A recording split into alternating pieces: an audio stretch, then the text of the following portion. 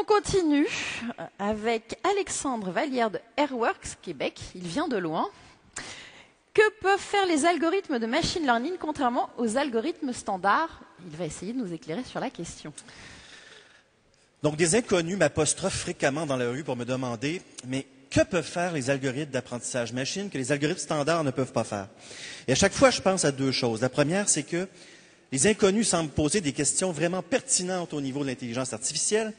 Et la deuxième, c'est qu'ils sont plutôt chanceux de me parler, car je suis Alexandre Vallière, cofondateur d'une entreprise de services en intelligence artificielle qui s'appelle AIWorks.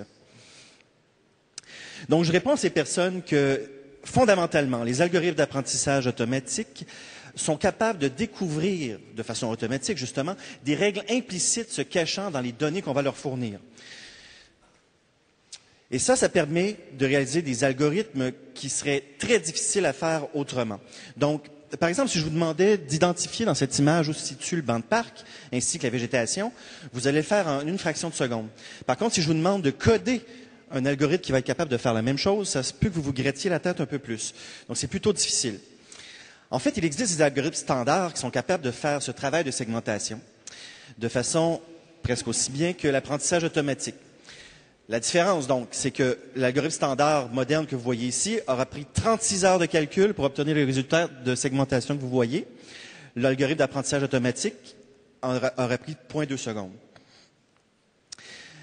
À partir de cette capacité fondamentale, donc de découvrir des règles implicites, eh bien, découlent plusieurs autres avantages des algorithmes d'apprentissage automatique. Nous allons les revoir ensemble. Tout d'abord, ce type d'algorithme est capable d'apprentissage continu. Un bon exemple de ça a été réalisé lors d'un de nos projets avec une aluminerie au Québec, où nous avons travaillé avec eux à prédire des instabilités dans les cuves d'aluminium. Lors de la première semaine de déploiement, l'algorithme était capable de détecter avec une justesse de 10% seulement les effets d'instabilité.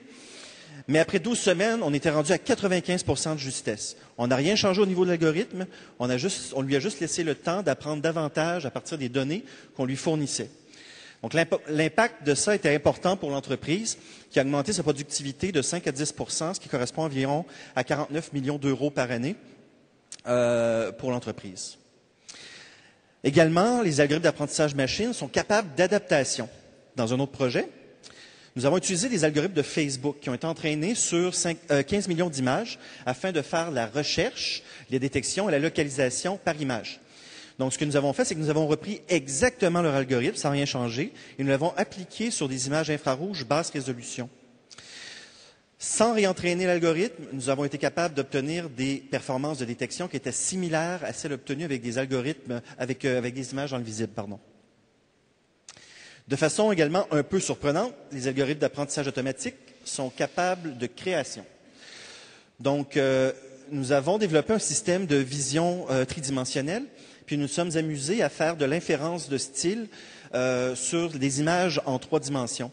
Donc, nous avons utilisé l'œuvre In the Car, et puis nous avons fait halluciner les algorithmes pour qu'ils représentent des scènes dans le domaine visible, dans le style de l'œuvre In the Car.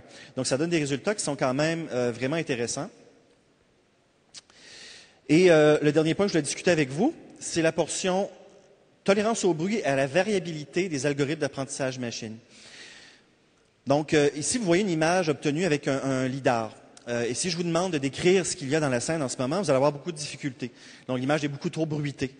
Cependant, les algorithmes d'apprentissage automatique, eux, peuvent faire fi de ce bruit et détecter la présence de voitures, de cyclistes et de piétons dans la scène.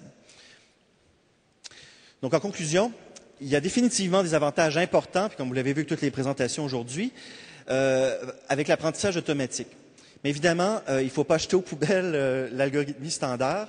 Il y a toujours une place pour ce type d'algorithme. Il faut seulement faire attention à choisir les bonnes technologies par rapport au problème qui nous est proposé.